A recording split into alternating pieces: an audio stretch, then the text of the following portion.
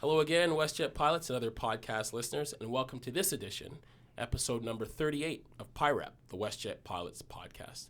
I'm your host, Captain Desmond Jordan, joined in the sound booth again by Captain Chris Von Jones, the Wizard of Sound, and also our MEC chair, Bern Lewall. How you doing, Bern? Good, Des. Good morning. How are you? I'm very well, thanks.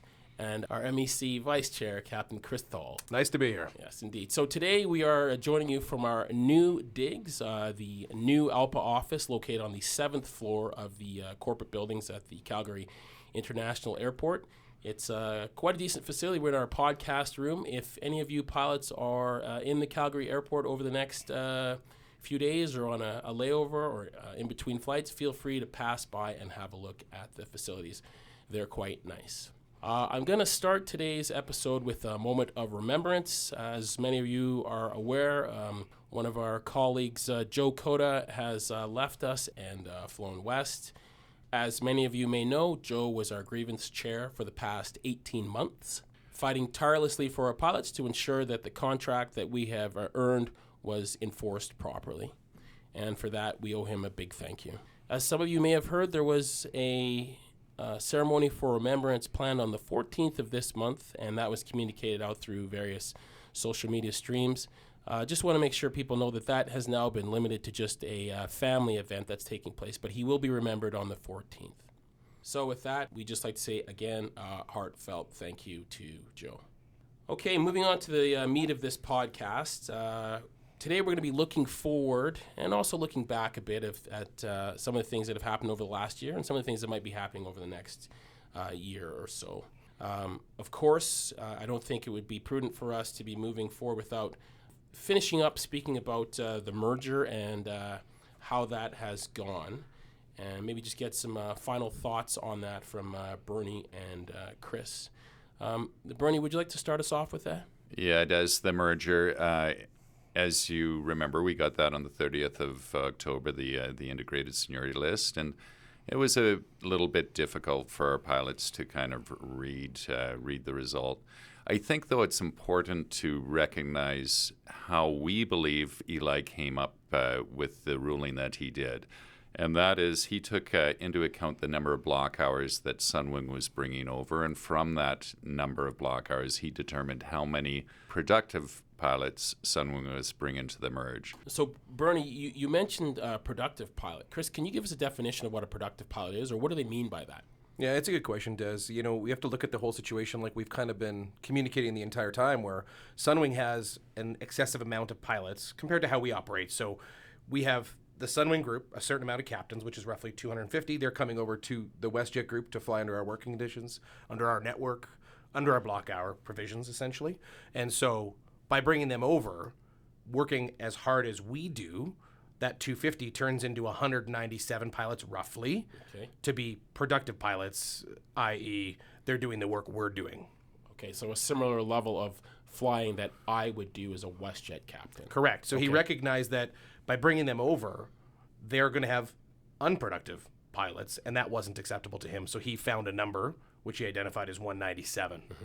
And that's how many productive pilots Sunwing is bringing over, and that's where he tied with our junior captain. And Des, when I say productive pilots, I am referring to productive captains, because that is what he is essentially pairing up, is the productive captains to our junior captain. So, Bernie, with this award, you know, we have sections of our group who are happy, other sections of our group who are very unhappy. What is the MEC's reasoning behind not pursuing a reconsideration? So, Des, let me first empathize with the pilots that feel that this was not a great award. I do have to reiterate that it was within the realm of possible awards and historical seniority list arbitration awards. The reason the MEC voted to not take this to reconsideration is really based on advice from our outside lawyers. We had 3 lawyers outside of the ALPA and WestJet network that all told us that the chance of a reconsideration to succeed was slim at best. But then if it did pass, there was a chance that, the award actually would have come back worse than this. Because as I said, this was a reasonable award when you look at the historical awards. Is there any history that showed that had happened previously? Air Canada and Canadian in early 2000s did do some judicial reviews on their initial award. And that didn't work out well for them. It dragged the whole process out for nearly a decade. And it created a lot of animosity within the pilot group that will last until the last Canadian Air Canada pilot leaves. We do not want the same situation here. Okay, fair enough. Another question that I get, maybe you can shed some light on this, is why did we, as an MEC, decide not to take it to an individual pilot vote or take it out to the pilot group for a vote? Okay, Des, really this is based on the ALPA merger policy. Merger seniority lists do not go to ratification by the pilot group because there's too much emotion there. In this case, the choice not to take it to reconsideration kind of followed that same thought process, that it had to be voted by the reps who could look at the facts on hand rather just voting with their emotions.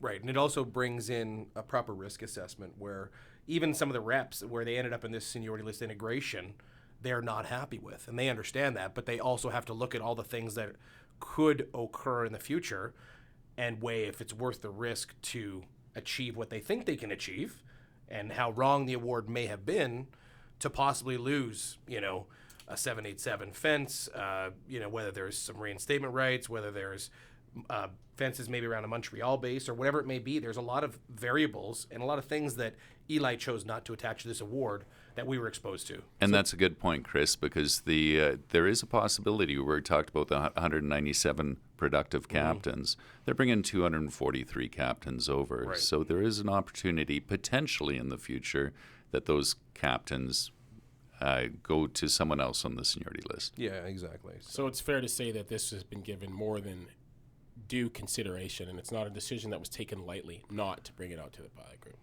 No, the reps really did look seriously at that for 3 weeks before they actually came to a vote on that. Fair enough, and I guess that's part of having a representative democracy. Yeah, and that puts us where we are today, where we can hopefully move on and see what the future is like with these two groups together, right? And that's exactly what we have to do now, Chris. We have to move forward. Speaking of the future, what direction do you see us moving now?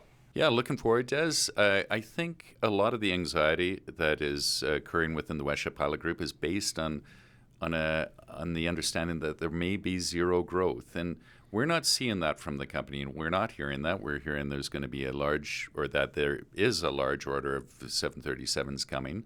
As long as we can keep those as additional planes rather than replacing lease returns, there's the opportunity for a huge number of upgrades and new hires at WestJet, as well the wide-body program. They've said that they're going to be announcing something in the near future. Hopefully that's good news for us as a pilot group. Yeah, I hope so too. I mean, I hope it's not a brand of coffee or anything like that, but everybody's hopes are up on it, and with these two groups merged together, one would like to think positively that this means maybe more wide-bodies with the acquisition of Sunwing. So in the immediate future, though, we do have Sunwing coming over here. And we've been told March 4th is the first date, and they're going to be doing 80 pilots a month. So it's going to take about 6 months for the entire cadre of Sunwing pilots to come over to WestJet.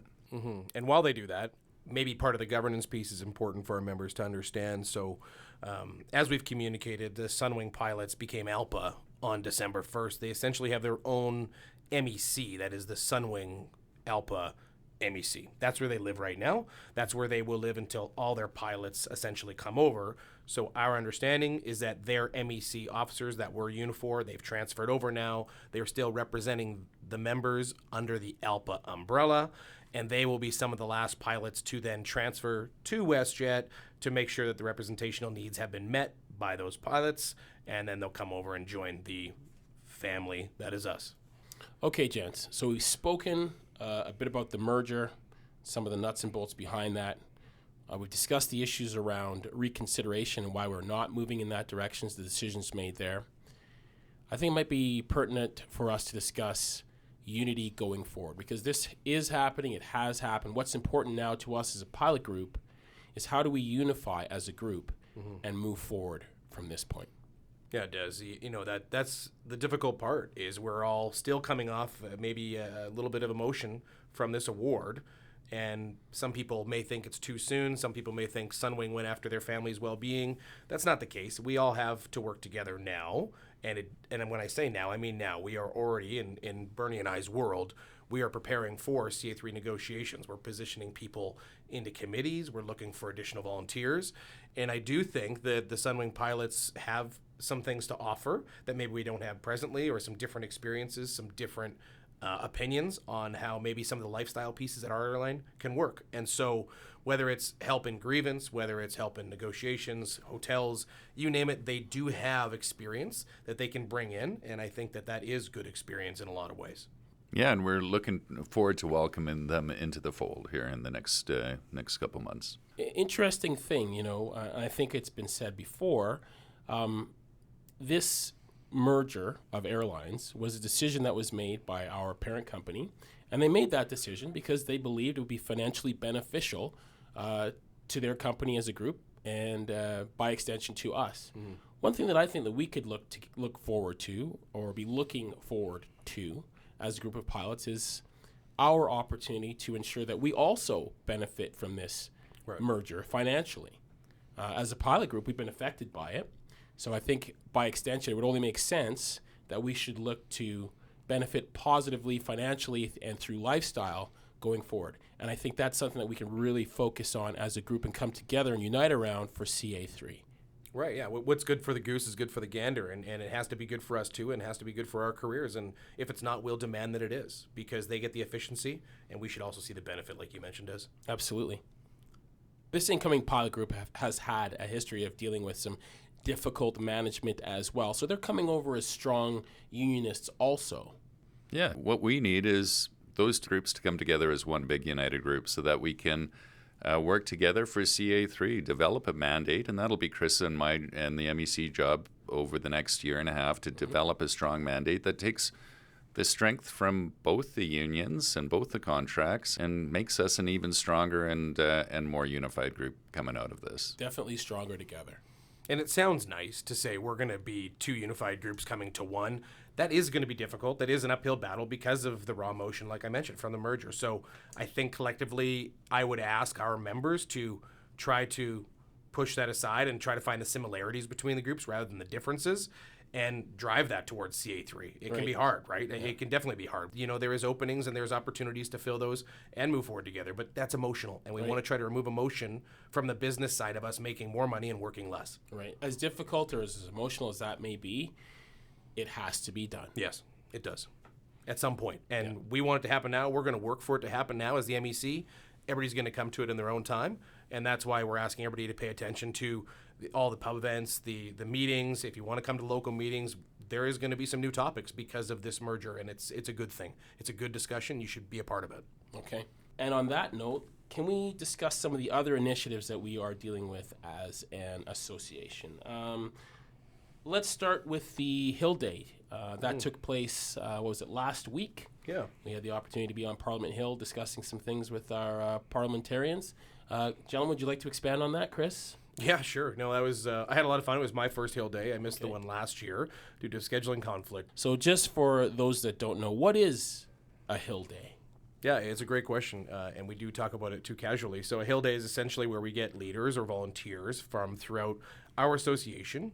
We meet in Ottawa. We do a training day. So what we do is we have one of our professional lobbyist groups kind of helping us through some questions, our talking points, and I'll get into those, but we had 3 talking points we took to the Hill, and we met with 40 to 50, whether it was an MP, senators, ministers, and they gave us about a half an hour each meeting, and 4 to 5 of us in each meeting from different airlines discussing these 3 talking points. So that's essentially what it was, is the actual pilots showing up in uniform into these offices of our Canadian leaders, and they were very receptive to what we brought to the table. It was interesting, and I didn't really put it together, and I haven't spent much time in Ottawa myself. So the one thing I really observed was that all these MPs, or the leaders from around the country, they all go meet in Ottawa, right? And how do they get there? Well, they get there by air. These are professional travelers. They depend on aviation. They are fully immersed in aviation to get to and from work, and they rely on a reliable aviation network across the country. So they had a lot of interesting perspectives, and they really genuinely care about airfare. I mean, obviously because it touches their own lives, Des, but the issues that we brought forward, they were able to speak comfortably about. And so, Chris, could you expand on what the issues were that we were bringing to our parliamentarians? Yeah, sure. So 3 talking points, Des, as I mentioned. First of which was 2 pilots on the flight deck. And that's a campaign that most of us now, especially if you're listening to this podcast, I'm going to assume at some point you've seen the advertisements and the social media push and awareness piece that is keeping 2 pilots on the flight deck. When we brought it up with, it didn't matter who we were sitting with, whether it was Conservative, NDP, Liberal, they all had the same opinion. The fact that we were even bringing it to them, Des, was ridiculous. Of course we're not going to have an airplane with less than 2 pilots. I'm never flying on an airplane with 1 pilot. And that was well received. So talking point number 1, certainly more to it, and some of the influence internationally that airlines like Qatar are pushing Airbus to build aircraft to save costs with 1 pilot on the flight deck. It was interesting. I was fortunate enough to be a part of this Hill Day. And when I brought that issue up to some of the parliamentarians, their first question was, what? Is this something that's actually happening? Right. They couldn't believe that it was happening. And it was actually a good opportunity for us to be able to inform them what was actually going on. And that's the way our political system, it works. Right.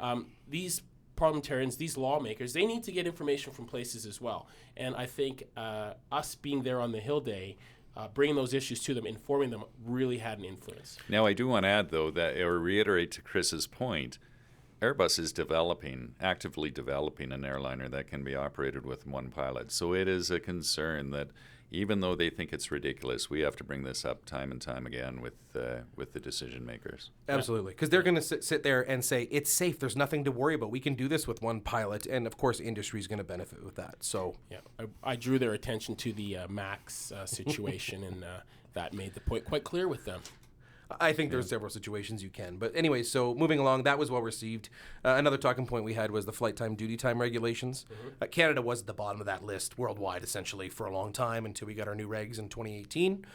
From there, the talking points were emphasizing that we are still not in good shape as far as FTDT is concerned, and we did not want them to allow for any further reductions or deterioration of those regulations to make sure that Canadian aviation was kept safe. And again, lots of examples about an MP sitting on an airplane and going to de-ice and delay, cancel the flight. Why? Pilot ran out of duty day. They're familiar with that stuff. So they understand that they don't want to be on an airplane where a pilot is fatigued or could potentially become fatigued during that flight. And then finally, we have Section 107, the right to strike, reaffirming the right to strike. That was a huge item for us when we went through negotiations. It was a huge issue for AMFA, and it was an issue for Air Canada pilots as well. So we just wanted to make have our presence there to make it be known that we need the right to strike to be enshrined and respected. Yeah. And, that was, at least for my group and the conversations we had, the more difficult conversation to have because, that is where we are really lobbying that, hey, listen, let the negotiations occur. And, depending on how it was brought up or who you were speaking to, that does start touching on the flight time, duty time stuff because those are items we negotiate. There's airlines in our country that follow bare bones Canadian regulations and still do things that we deem as not the safest practice. So we can sit there and say, listen, we want to negotiate safety into our contract, and if you don't let that happen because you're putting us back to work, you've skipped a step. Yeah, it was interesting bringing that point up to some of the parliamentarians, especially as there is an ongoing labor dispute happening as we speak. So, yes, that being Canada Post. Yeah, Canada Post. But again, it was surprisingly well received when it was explained to them, and I was pleasantly surprised when I was able to have some conversations with the parliamentarians. Yeah, and so in many of these conversations, they were strategic on who they put each one of us with. They made efforts to put us with our local MP if we were a constituent in that area, which was very neat. So we got to meet some of our local MPs, and that builds a relationship into, further maybe going down for a cup of coffee. And now I know, hey, Des was at the Hill, and I really liked sitting down with Des. He had a great perspective on this. I'm maybe the MP, like mine, is an aviation enthusiast, has his own airplanes. So that really opened up a world of possibilities to say, hey, I have a concern about this, and they already understand it. It just highlights some of the other things that ALPA as a broader association, a national association, is doing to move our profession forward. Right, and it's not just Tim Perry and the ALPA Canada board out in Ottawa doing this, which they fight every day for us, but they were able to bring their army on this day and really hit a whole bunch of very important people. One other thing I'll talk about in the Hill Day, Des, was the dinner. So we had the ALPA Canada Gala that evening, and we actually had the Minister of Transportation show up and give a glowing review of Tim Perry and the work he's done and his team in Ottawa and how well we've been represented, which was great to hear. That was in front of quite the audience, and some of our executive team was there to listen to that on how well ALPA handles the concerns and essentially maintains being the steward of safety through the country. The Hill Day was most definitely a positive experience. So time is moving on. We are well into the winter season and the winter operations. With that, Bernie, is there anything you'd like to touch on as far as winter operations are concerned? Yeah, I'd like to remind the pilot group there that we had a fast read number 69 that came out a couple weeks ago, actually about a week and a half ago. And in there, it does describe the seasonal challenges. The biggest one that we're going to run into is unforeseen operational circumstance. You're going to get a lot of pressure, probably or potentially from the company, to extend your crew day for something like having to de-ice. Well, if the aircraft has sat out in the snow all night long and it's been snowing, that is not unforeseen. So I would just encourage people to go into that fast read through that section. It's pretty hefty, but it'll help you out if you have to make that decision. It's a good document to have with you and a good point of reference for when you're out there flying the line as well. Yes. So, as mentioned, yes, time is moving on. The year is moving on, coming to a close. And we are moving through our collective agreement, CA2. There are still aspects of that agreement that ladder in at specific points. Chris, which is the one that sticks out to you that's coming up next? Yeah, our next one that's going to be implemented is Time Bank. Welcome back, Time Bank. We used to have it. Many of us are familiar with it. For those of you that are not, it allows you to be quite flexible with your schedule. So essentially, in a nutshell, if I can, you're going to pick up overtime or open time via Flicka. You can choose to enroll yourself into the Time Bank program. Instead of getting paid out that at premium rates, you will then have it converted to straight time, and it will sit in a Time Bank. When a shoulder season or a certain time of year comes up where the company has notified us that we are able to use some of our Time Bank to lower the amount of flying that we would normally be scheduled, and you have Time Bank, you can then use that Time Bank to lighten your schedule and maybe only work 2 pairings instead of 3 that month. To a maximum of 50 hours in that bank. There is some rules, restrictions that go along with it. Time Bank will be assigned in seniority order. And apart from that, the rest you can read in the contract, Des, but that is the next piece that's coming, and we're told that should be a fairly smooth transition. As we all know, we've already done this. And that just came out of recent company communication. And now, Chris, one other hot button issue that's kind of reared its head is the issue of these wellness calls. What do you know about those? Well, I'm all too familiar with wellness calls, Des, and I wouldn't say it's just, but it is certainly in a crescendo sort of mode. We're still having a lot of pilots receiving wellness calls from their MLO. And the best way to frame a wellness call for those of you that haven't had one is, number one, they're unexpected. We have contractual language for sick leave.